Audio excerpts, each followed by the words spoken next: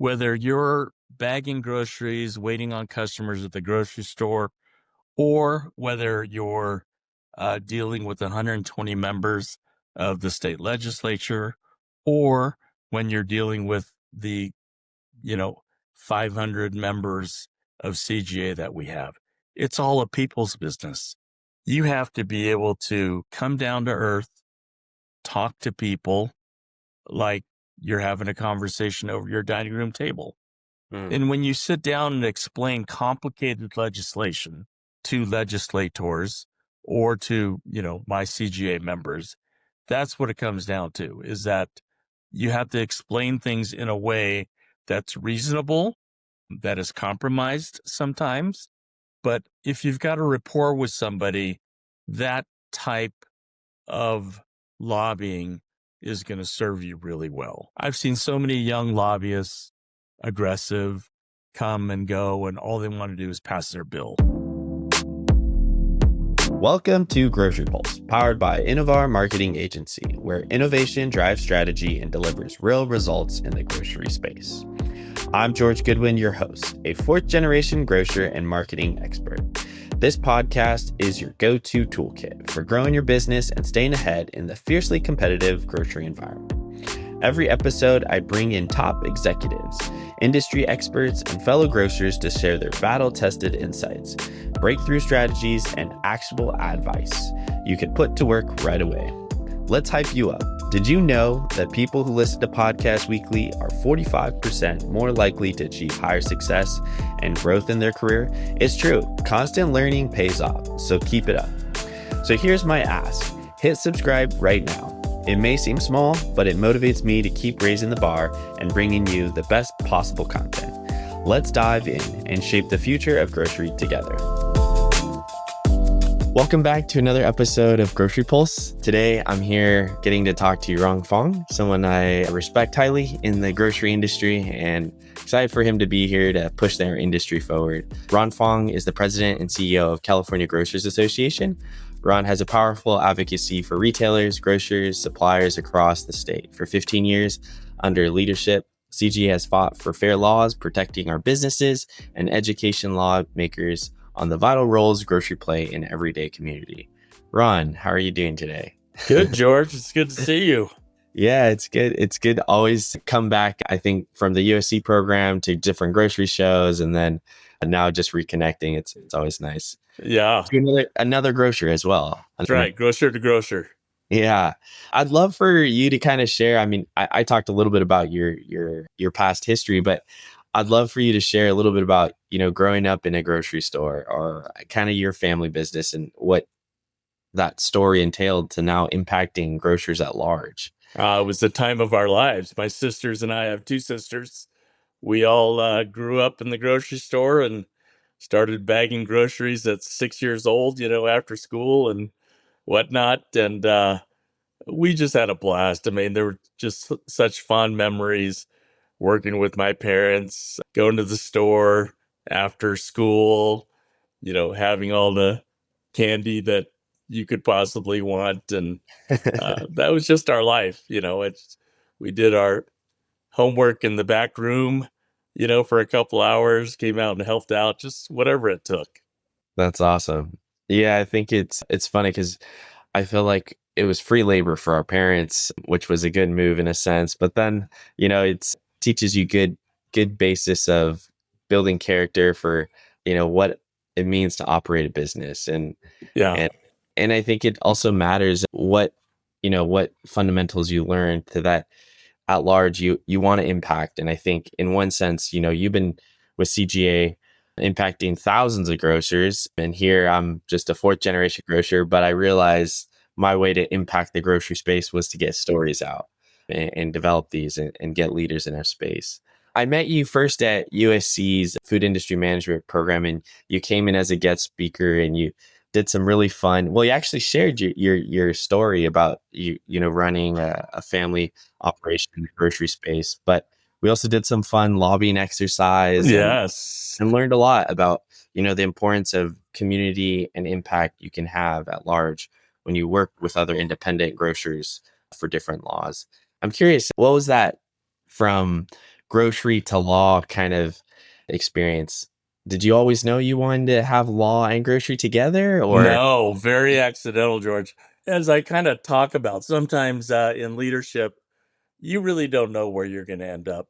It's impossible to draw a straight line and say, okay, here's my career path, because life and circumstances, like look at you, have, Yeah.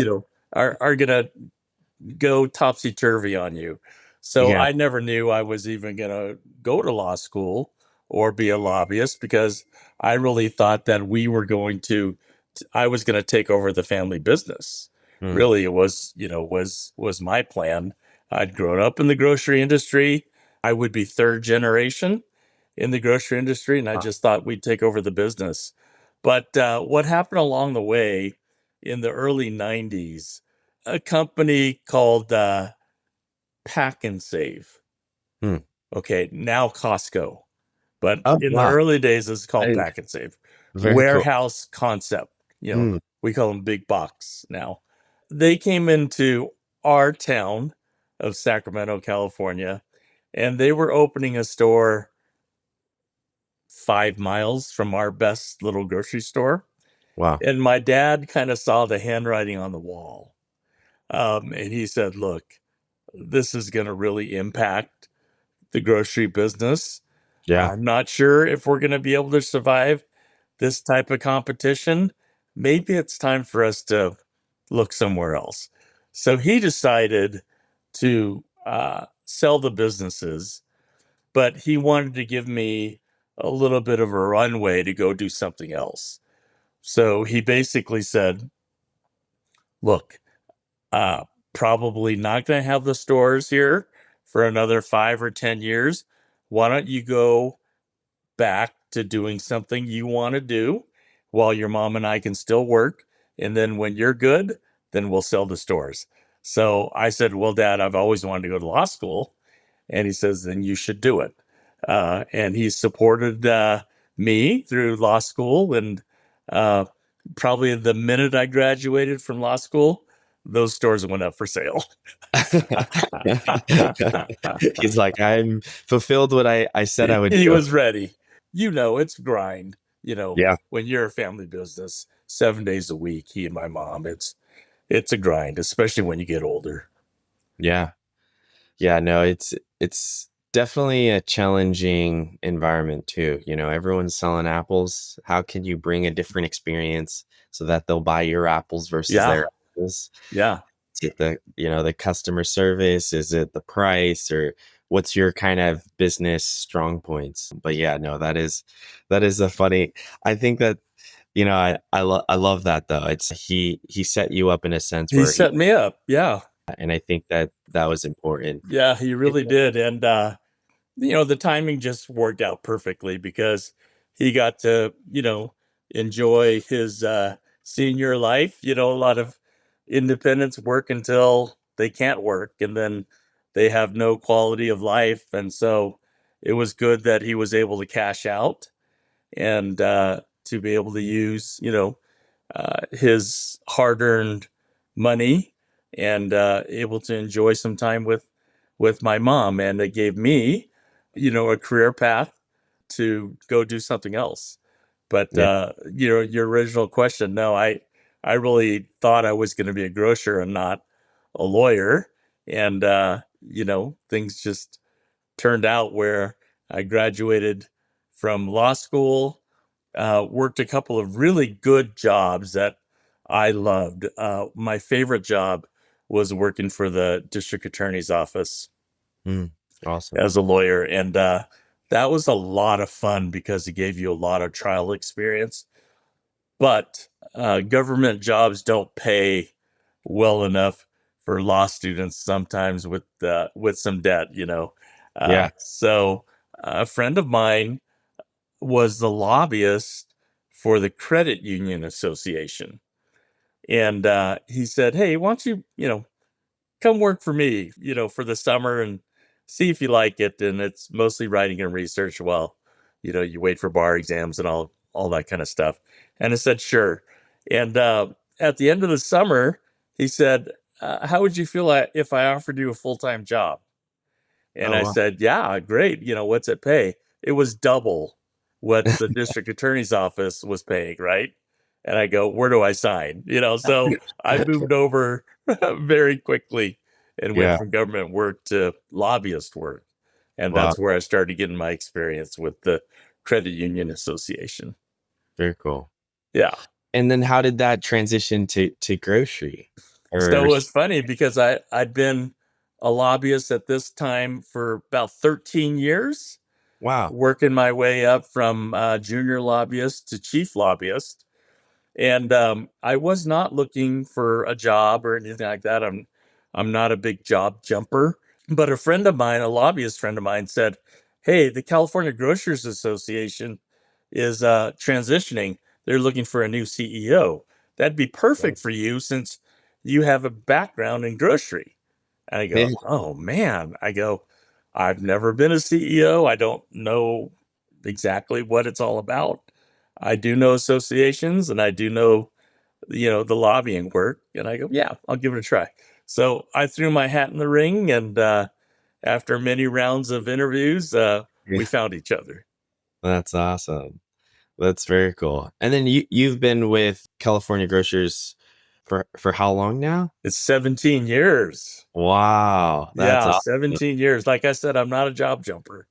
So it's That's been a awesome. career path for me. Yeah. That's very cool. I mean, it's awesome to see like the history of, being in the grocery space and then doing a full circle. Now you're blending law and grocery together to impact it, in a way that at large for a lot of different companies. What are some unique experiences that you've got to experience during that time span with CG grocers? I think most fun things is getting to know the legislature as both elected officials, but also as human beings. Um, the legislature, when I first became a lobbyist, is different than today's because of term limits. Hmm. Back in the day when I started, whatever, 25 years ago, there were long term limits. So you had one legislator that could be there for 20 years, Wow. and that seat would never turn over. And then they enacted term limits in which case people had to, circle out. So you got to meet a lot more people coming in to the state legislature, some from community organizations, some from local government, so on and so forth. But you get to know them quickly and you get to know a lot of people and a lot of diverse backgrounds. Wow. So I think that's been something that I've really enjoyed, getting to know people, getting to know their backgrounds and whatnot. So they're not so much career politicians anymore, as they used to call them. These are people that started with regular jobs, from grocery or from tech or from whatever, and then were organized in the community and started off probably with a local government job and then moved their way up to the state legislature. And they've got amazing backgrounds and, the way their experiences have brought them to a position of power. So I think that's been my biggest takeaway. Yeah, I think like with, I guess, time span of shifting where, now there's like a cycle where they don't stay there as long. Do you think that allows you see, bills get passed faster or more initiatives, or has that been a challenge? It's a little bit of all of what you just said. There is a sense of urgency.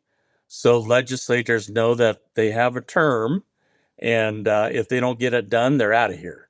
So it expedites things quicker, and it brings people to a compromise quicker, which is good. The second thing that we've seen over the last, I don't know, two or three election cycles is the way that we legislate. So it used to be, everything goes through the state legislature, but more and more you see laws passed through the initiative process, through the Mm, propositions. And, last year was a really good example of that because in our ballot, not through the legislature, but through the ballot, through propositions. We had propositions on retail theft and Mm, minimum wage. Okay. yeah. And these were brought to the people to decide whether do you want a law like this or not. You guys vote. Whereas before, it was, left to the body of the legislature, right? 120 people decide what the minimum wage should be or what the retail theft law should be. Now it's expanded to the ballot initiative where the entire public has something to say about it, which, I think is a good way of doing it. The only problem is it's very expensive to push a piece of legislation through the ballot initiative. Mm, So that would be the only downside. okay. Yeah. Yeah, bringing more awareness about Yeah. different laws or things like that. What are the values that from the experience that still guide you today in leading CGA, being a grocer, or anything that like you're working on this law and you're like, that's not quite correct because from my experience as a grocer or talking to grocers, uh, and how does that shape for CGA, I guess, in a sense? I think I told you guys this at the USC class, but when it comes down to it, it's a people's business. Yeah. Whether you're bagging groceries, waiting on customers at the grocery store, or whether you're dealing with 120 members of the state legislature, or when you're dealing with the, you know, 500 members of CGA that we have, it's all a people's business. You have to be able to come down to earth, talk to people like you're having a conversation over your dining room table. Mm, And when you sit down and explain complicated legislation to legislators or to, my CGA members, that's what it comes down to, is that you have to explain things in a way that's reasonable, that is compromised sometimes. But if you've got a rapport with somebody, that type of lobbying is going to serve you really well. I've seen so many young lobbyists, aggressive, come and go, and all they want to do is pass their bill. But mm, they have no personality. They try and slam things through. They're not willing to compromise. They're arrogant, and things don't work out for them. yeah. So, I think the common thread really is it's a people's business no matter what you do, whether you're a student talking to a professor or whether you're a CEO of a company. That's you have to have that ability. Yeah. Yeah, no, I think it's so important to realize, we're people working with other people, but it's a people's business. Yeah. So understanding the different backgrounds and then also I think even just learning to listen is sometimes so challenging. But yeah, I think I appreciate how you brought that out. Yeah. I Right. think it reminds me of like being in my family store and really understanding your customer too. And I think I've talked about this in a previous episode. I think there was an HR episode where I interviewed someone really high up in utility company in California, and she was sharing, how companies need to take care of their employees, but then even in the understanding of a business takes care of the people that are paying the paycheck, and it's this circle of how you can create a good energy, a good experience for everyone. It's always winning. Yeah, I think that's important. I learned so much about life, customers, uh, families, economics from our customers at the grocery store. So some of my best friends during my grocery store days were guys that came in every day after work, purchased uh, a little beer and beef jerky, and sat out in our parking lot at the grocery store just unwinding. All right. And these were guys from our store happened to be near a public utility called SMUD, Sacramento Municipal Utility District. And the plant was, 2 blocks away. So Wow. they always came in, a group of them after work, bought a couple of beers, some beef jerky, and some snacks, and they would sit in the parking lot and just shoot the breeze for, 45 minutes before they had to go home, right? I saw them every day. I saw them every day and got to know them, like what their families were like and what it's like to work for SMUD and did they like it and didn't like it and money problems, family problems, girlfriend problems, all that kind of stuff. That's so And funny. it really gave me a sense of understanding of what the world was all about because Mm. not that I knew this then, but now, we're dealing with elected officials, some people of privilege, Yeah. some wealthy store owners, some Mhm. wealthy supply, that elite type of person. But you have to have an understanding Mm. of what the rest of the world is like to be able to pass a piece of legislation or to understand the other side, or how is this going to be working for a customer in a grocery store that is on a fixed income, that maybe receives government benefits. Are they really going to be able to pay extra money for this service or that service or whatever the case might be? Yeah. And so those early days, you gain an understanding of all the different economics of life, Yeah. and that has served me well. It brings you makes you humble, and it gives you perspective from another angle. Yeah. Really important. Yeah.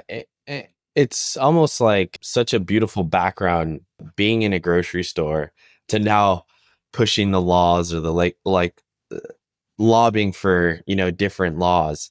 Because Right. the grocery store, even I feel is like during COVID, during anything, it's like the hub. It's like the kitchen in the house. It feeds us in a sense. Yes. That's where everyone goes to get food. And it's just funny because another episode we did with James West Keys, and he was the former CEO of 7-Eleven, and he was talking about how, it's not tech that's the sexy industry. He always said for him, it was always food because he sees the opportunity of you getting to start a product and see the finished product and see the consumer all within few minutes, buying it, enjoying it. And he's like, that's such a beautiful thing. And he's like, I've worked in tech where, you talk about this feature and it never launches and you don't even get to see the full experience or this full cycle. And so I think in a sense, the grocery store is so vital for human beings in a sense, because that's where everyone goes for their food.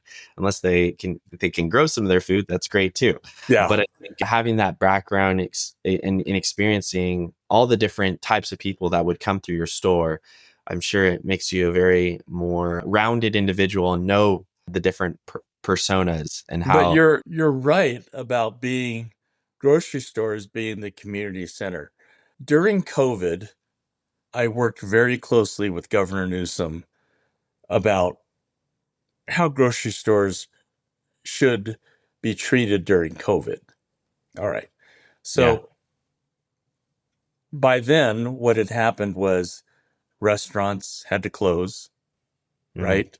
Some retail stores had to close, all kinds of closures. Right. What I told the governor, and he understood to his credit, was that you can't shut down a grocery store. You Yeah. cannot do it. We're not like restaurants.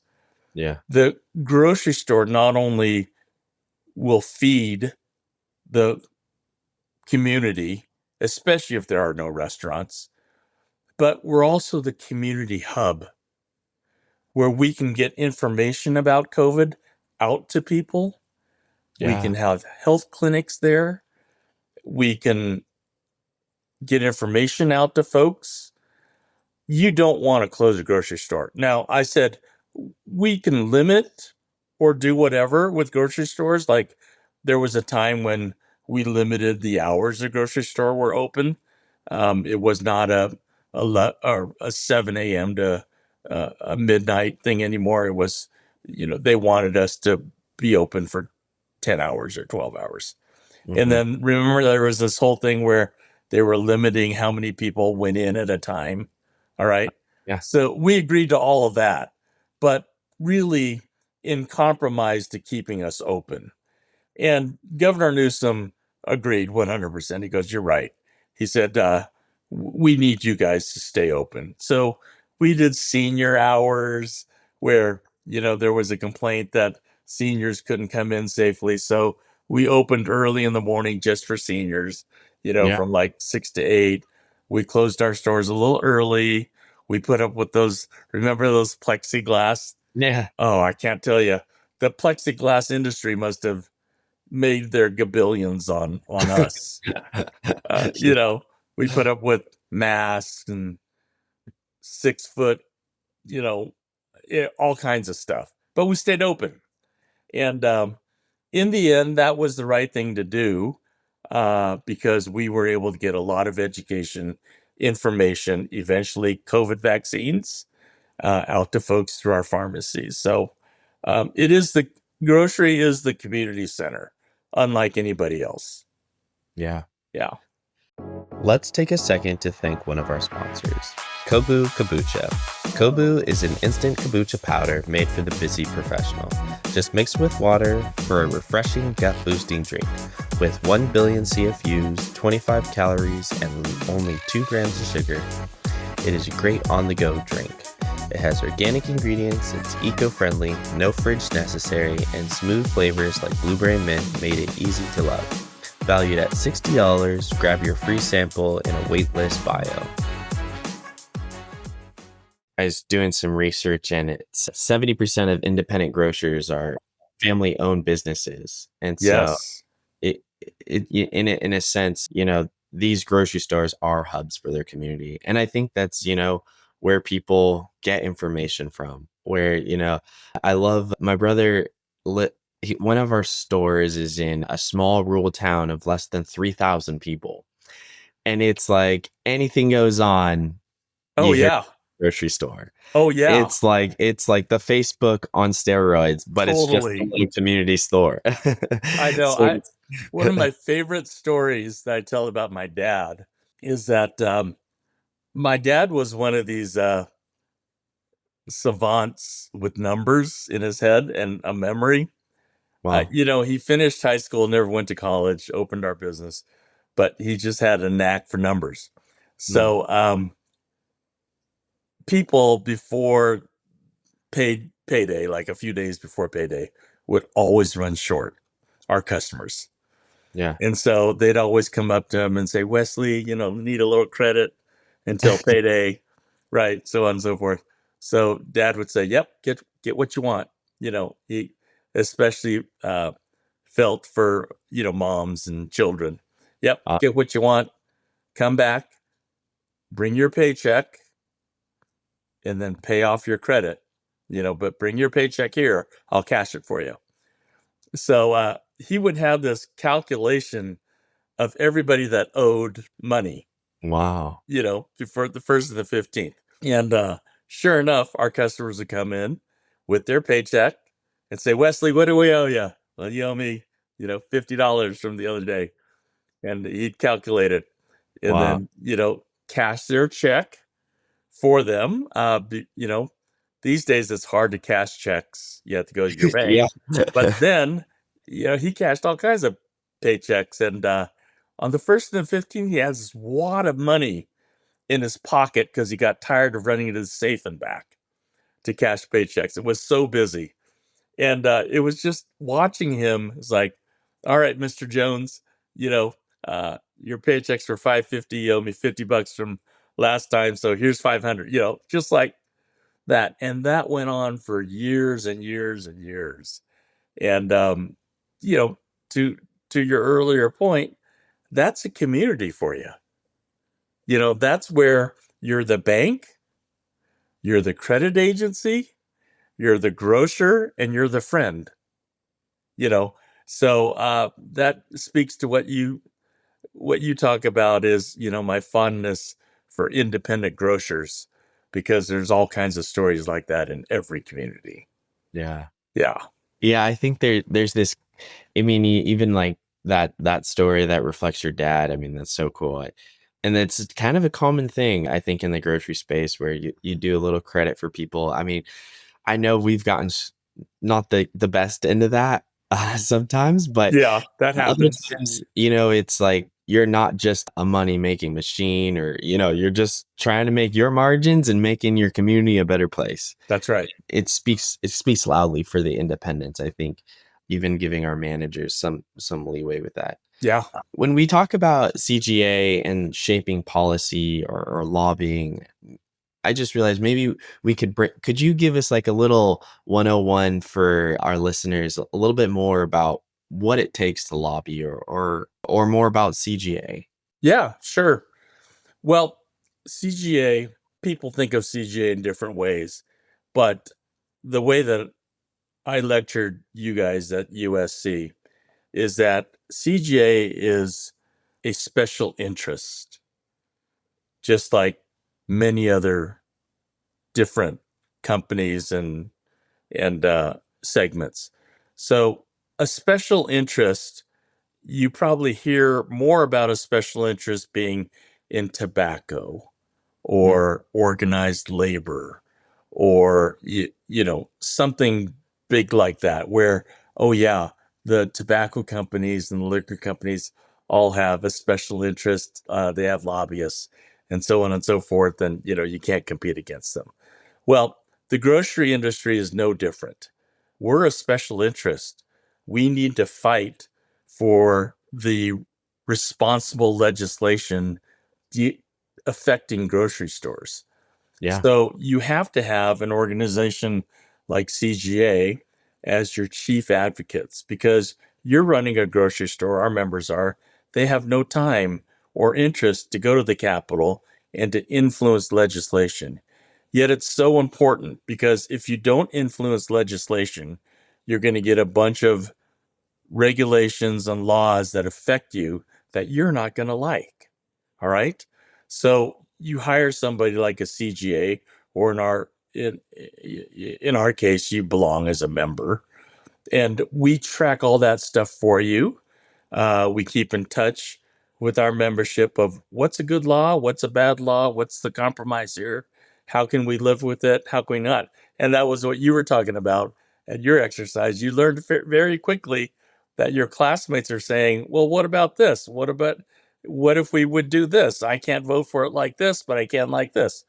And Yeah. it's just a series of compromise. But if you didn't have an organization like CGA, you wouldn't have that benefit. So, very important for the grocery industry to be up in modern times and have a special interest advocate like CGA to work downfield block for our customers and our consumers. Yeah. Yeah. What is like some of those wacky laws that you've seen, or anything that comes to mind that you could think of, some wacky bills that you might have helped stopped? Or I mean, you shared some actually really important ones with COVID and your influence with the governor, and supporting some important changes, but any funny ones that you were like, oh Oh, there's wacky ones all the time. I'm trying to think. no. So one that we just actually passed, it took them about 4 years, is the elimination of red food dye. Mm, Have you heard that? yeah. Yeah.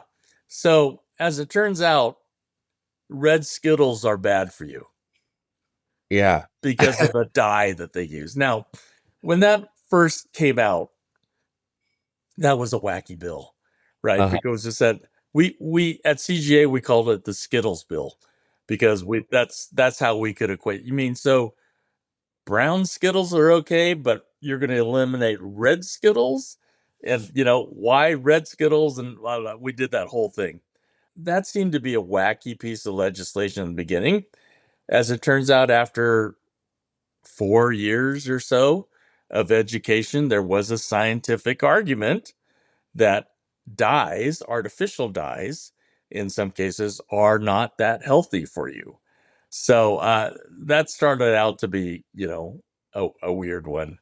Um, and sometimes that happens. Like it's the weirdest bill in the world, but after a few years of debating it, it kind of makes sense Mm. a little bit. Now, I'll take you way back to 15 years ago when somebody had the great idea in California to get rid of plastic bags.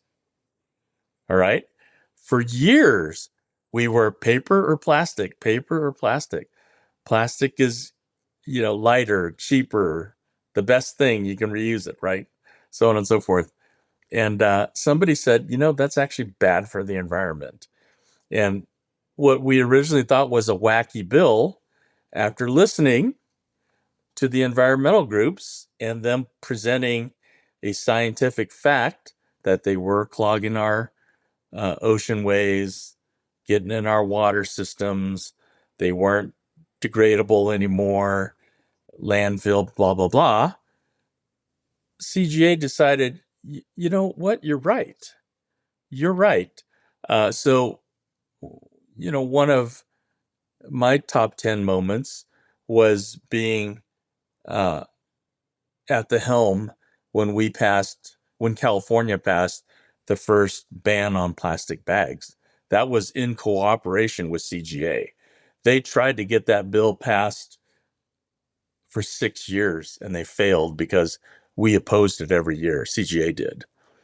But finally, we came to the table and understood the challenge and came to a compromise on that bill. And with our blessing, that bill passed. And now look at it. I mean, you can't get a plastic bag in, many other states anymore.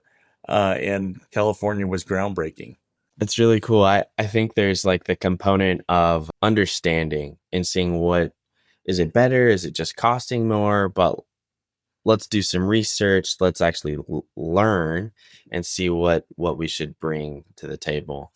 It kind of made me think of another question on the lines of California is kind of a big state in a sense, where, I've heard some stats where, if we were our own country, we'd probably be top 10 or A seventh large economy. Yeah, we yeah. are.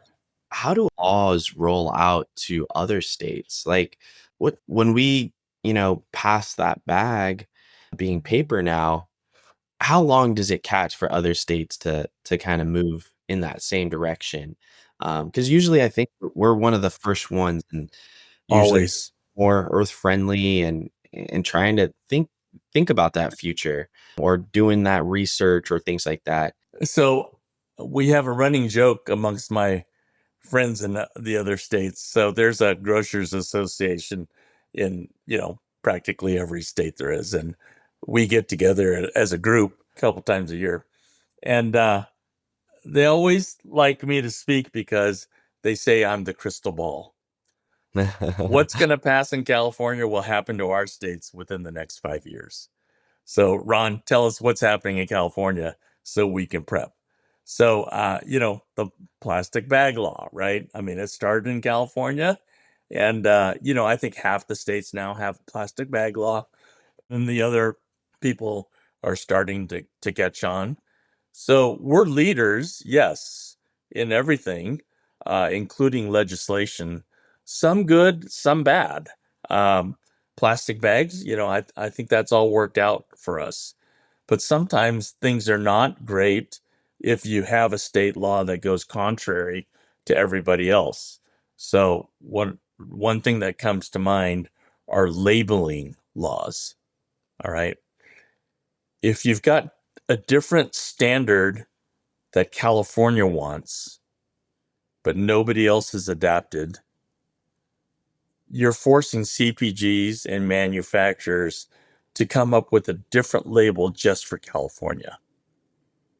All right. Sometimes that doesn't work out. Or a warning, Prop 65. You guys, we talked about that in class.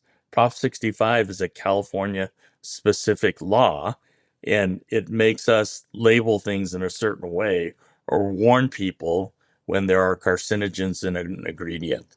Nobody else has that. All right. And sometimes you have manufacturers that say, well, why do I need to sell to California if they're going to make me jump through all these labeling laws? It's not worth my time. let's just skip California. We'll go do business in the other 49 states. And okay, when people tell me that, I chuckle, because the other hand of that is California is such a huge marketplace. They can't help themselves but to Yeah. come to California. So it doesn't always work out. So sometimes it's good, sometimes it's bad. I mean, we're leaders in a lot of things, but sometimes we're a little off. There needs to be some type of balance. But that's great to hear that you guys all kind of come together and even talk about, what's working here, what's going on in California, and 5 years down the road, Yeah. you gotta start preparing this direction, or Right. about this a little differently. Well, it So, won't surprise you that, the Democratic states kind of follow one another quicker. So whatever happens in California probably happens in Oregon, Washington, and Hawaii within the next year or two, because they're all very democratic states, both, with the same philosophies and whatnot. So that happens a lot, what's up and down the coast. And then it starts to move over to some of the East Coast, but democratic states, New Jersey, and some of those back there that are open to it. And then it kind of just moves toward the middle to infiltrate others that are thinking about it. very cool. Yeah, I think it's almost like a little like a crystal ball in a sense. Kind of a crystal ball, right? I mean, that's I why. was trying to think of it. I was like, when you said that, I was like, oh, okay. Yeah. It's like a dominoes effect in a Yeah. sense. We always have a little round table when I get together with these groups of CEOs, and it's off the record stuff, and they roll their eyes and they go, "Oh my God, you're doing what? What are you guys doing out there?" And then pretty soon they're going, "This is probably coming to our state next year," or they'll call me and say, "Ron, remember what you were saying about plastic bags? It's finally happening in our state," so on and so forth. So it happens all the time. What are some new legislation or issues that we should be watching right now? Well, it seems to be grouped around a few different areas every year, George, including this year. Environmental laws, labor laws, and energy laws. So those are the three large costs of operating a grocery store: is energy, what to do with refrigerants that you use to operate your cases in your grocery store, right? Environmental laws. We're still dealing with that today. With environmental laws, we've got bills right now that are trying to influence the use of any kind of plastic containers. So we started with plastic bags, right? And now we're talking about containers that are plastic, like those clamshell containers that bakery folks use a lot, all right? Eliminating all of that, because those are harmful plastics that don't biodegrade as well. Wow. We're debating compostable produce bags now. So we started with grocery bags at the check stand, and now your produce bags cannot be regular plastic bags. They have to compost. All right. So we're debating that as well now. And then for labor, there's always a labor bill, because labor is another big factor in grocery stores. And right now we're debating a bill on whether self-checkout stands should have a live body watching over a few of the check stands.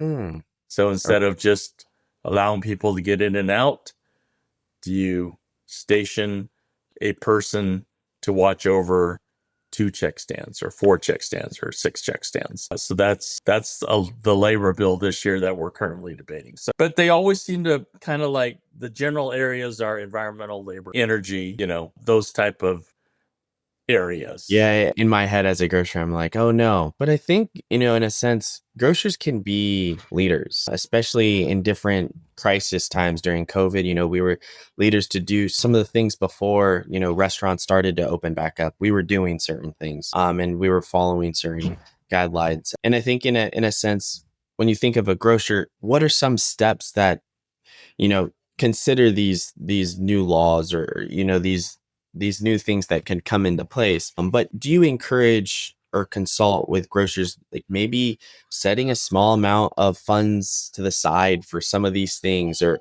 always think about being more innovative? Or sorry about the background music, or sorry about the background sound. When you think about, consulting with grocers, do you encourage them to, be more innovative and try to make those adjustments before they happen, or, or lean in and do your numbers right, so then when it does happen, you'll be okay? It's a good question. Keep in mind that we have a conflict here. Our business owners, large chains to independents, many of them are Republican-minded, business-oriented people. All right. They got to where they were because they believe in certain principles, let us have commerce without much regulation. Okay. So just the mindset going in, that's my constituency. However, you guys chose to do business in California, which is a super majority of Democrats, with 100% Democrats in all the constitutional offices: governor, lieutenant governor, treasurer, down the line. Yeah. So you can do one of two things. I remember my opening speech when I first came in 2008, it could have got me fired, was, we can choose to fight this legislature the entire time. We're going to spend a lot of money and we're going to bang our heads against the wall. All right. Or we can start playing with the field, getting to know the Democrats, the moderate Democrats especially, and be willing to compromise, to have a voice at the table, to look at a piece of legislation and say, no, we can't deal with this and we'll oppose it. But if you change this, then maybe. Yeah. It's taken me, my lifetime, 17 years at CGA, to get our board and our members to understand that process, because they didn't understand it in the beginning. So you've got some, opposing philosophies between my constituents and the legislature's constituents. And sometimes it's hard to compromise, but most of the times we come up with something. Yeah. Yeah, no, I think that is really well put. It's like, are you going to just bash your heads and kind of just stay still, or are you going to learn how to work together? Right. And, in a sense, compromise to make a better experience for whatever the situation is, whether it's for the earth or whether it's for the customer. But I think there's this, sometimes I think for the most part, most people want a better outcome. And so if you could think about how to, most people do, then you can get a better law passed, I guess. That's right. Yeah. And 9 times out of 10, there's a compromise somewhere. I mean, every once in a while, a real doozy of a piece of legislation comes and just so there's no way. We're just going to have to put all our time and money into killing this damn thing and just move it on. And that's happened. But, 8, 9 times out of 10, there's a compromise. Yeah. Yeah. How do you balance representing like a chain and independents and suppliers? You've been doing it for, 17 years. You're really good at it. What are some, I don't know, just how do you bring that representation? Well, you guys have your conference and that's really good. Get them all together, but kind of wanted to learn a little bit more about that. Yeah, it's a good question. So, you and I are from independent grocers, right? Family businesses. And we have in our membership, we have small, medium, and large retailers. But, my expertise growing up is with independents. So I understand the mindset of an independent, because for us to comply with the law versus a large corporation is two totally different things. I mean, a piece of legislation that is passed might cost $50,000. Well, to a large corporation, that's nothing, right? But Yeah. to an independent like yours and mine, that's the difference of hiring somebody or not, right? So I have that background. In 2014, there were two grocers associations in California, one for large chains and one for independents. All right. And, I mean, people made a big deal out of there's so much difference. But I said, there's really not that much difference. It's just a matter of compromise and listening to people. So in 2014, we merged the two associations together. And people are saying, it's never going to work. We've been in existence together now for, 12 plus years. And everybody gets along. And on my board, I've got, independents sitting next to the exec at Costco. Everybody understands one another. And if you understand how it affects different people, you can easily compromise. Yeah. Wow. So it all works. And now we've got a large association with independent members, large chains. We our membership is also changing now as grocery world changes. So we've brought in some companies that are not traditional grocery stores, but Amazon. All right. So, Yeah. they're the largest online outfit in the world, but they sell groceries. Yeah. So they're a part of CGA now. And then the delivery platforms are huge nowadays too. So we said, well, why not bring them into our membership too, so they can understand what we're going through. So we have Instacart and DoorDash now. Wow. So our membership has changed from traditional grocery stores to non-traditional stores now. Wow. Yeah. Yeah, that's innovative, I think, in a sense. Like you have to adapt and you have to bring the tools that are in the grocery space as well. So that's cool. Keeps our business moving. Yeah, that's cool to hear. Yeah. And I think there is when the grocery industry speaks together, it could be impactful. Yes. Right. One voice. Yeah. So that's the other important thing. I'm glad you brought that up, is that you have too many voices within the grocery space. Like independents have a voice, large chains have a voice, non-traditional have a voice. You got too many people, nothing's going to get done. But if you have one voice and it's compromised between all of the grocery space, you go into the legislature or to Congress or wherever, and you speak as one voice and say, I'm speaking for the grocery industry. That resonates. Yeah. Yeah. That's great to hear. And I think it's so important to get all that feedback and get it to one voice. Right. Sure, it's very challenging at times. It can be at times, but I love my job, and we've got the best members in the world, and they're all reasonable people, and they know that just because you want one thing from a piece of legislation, it's probably not going to end up that way. So just, be flexible. Very cool. And you guys do a lot of education as well in the grocery space. Is that correct? Yeah. One of the, we have our own educational foundation. It's a separate organization within CGA. But, one of the mission statements for our foundation is that we need to start teaching and understanding from our younger generation what the grocery industry is all about. Yeah. All right. We need to recruit people like you, George, that started in the classroom into positions of leadership within grocery. If we don't do that and look out for our future, we're doomed. Wow. Because, there's not going to be any innovation. There's not going to be a next gen.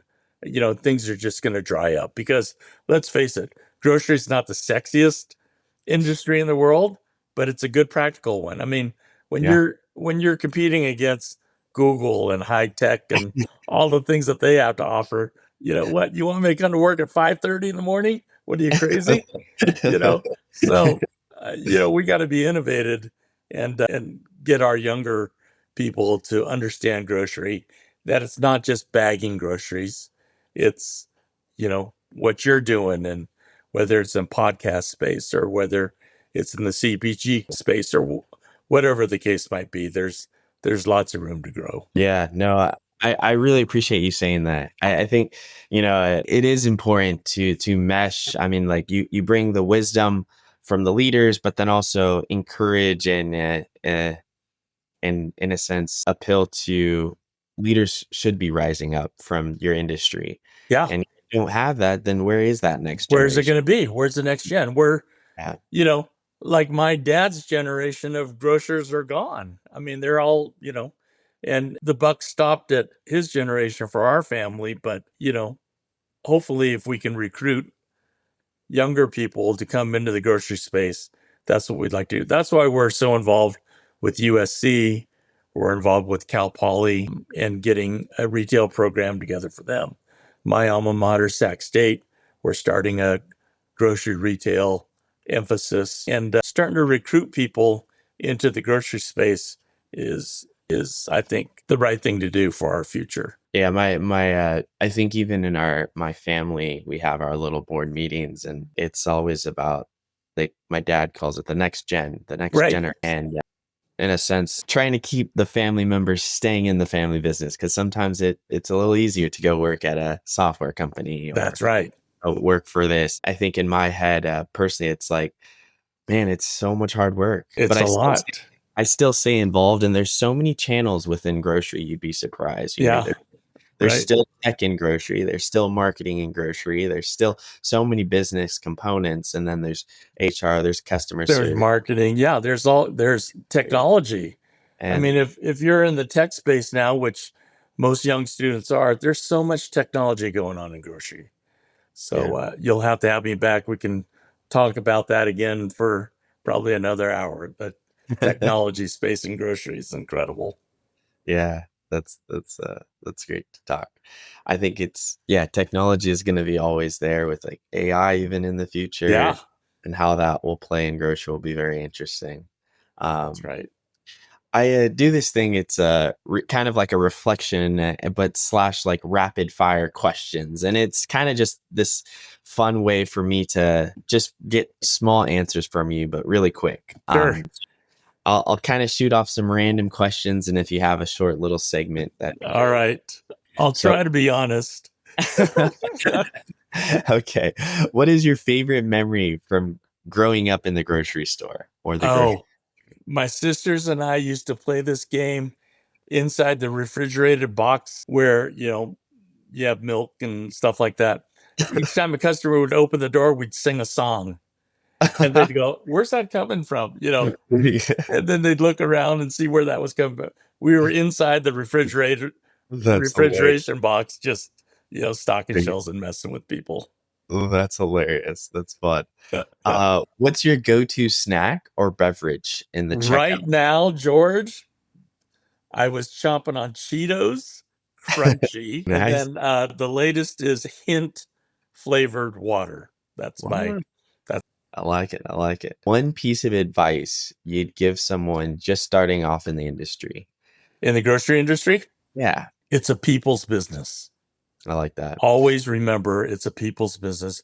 Before crunching numbers, all of that, it's all about your customers. That's awesome. Yeah, I remember you emphasized that during the lesson with you. Yeah. It stuck with me. So I always quote it. So thank you. What do you like to do when you unplug from work? Outside of the grocery space, outside of lobbying, what's something that you enjoy? Yeah. Well, I hate to admit it, but we have a professional basketball team here in Sacramento. It's called the Sacramento Kings. You might not have heard from us because it's been a while, but I'm a Kings ticket holder and a very loyal fan. That's awesome.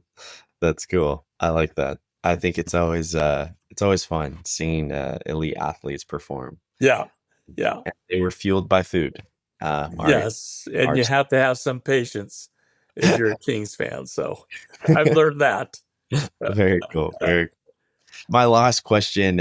It's been kind of a funny thing for me, but it started off just, when you respect people and learn about them, you get curious, like what makes them smile, or what makes kind of like light up. And I think for me, I'll just give my example. I say it all the time, but it could be simple or it could be extravagant, but mine's kind of getting fresh air. If I could have some coffee or a beverage with a view, I'm smiling. I don't know what's something that kind of does it for you. Oh, this is funny. I think it's bragging about my son. It's just awesome.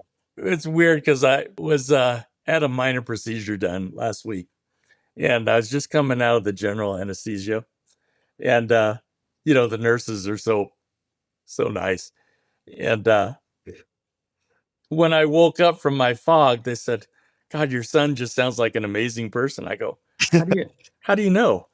You were talking about him nonstop from the time we were taking you out of the anesthesia till just now." He goes, "I know he went to this school and I know he does this." And so I just talking about him just brings a smile to my face. And some of the things that he gets into, he's a young adult now, he's 25.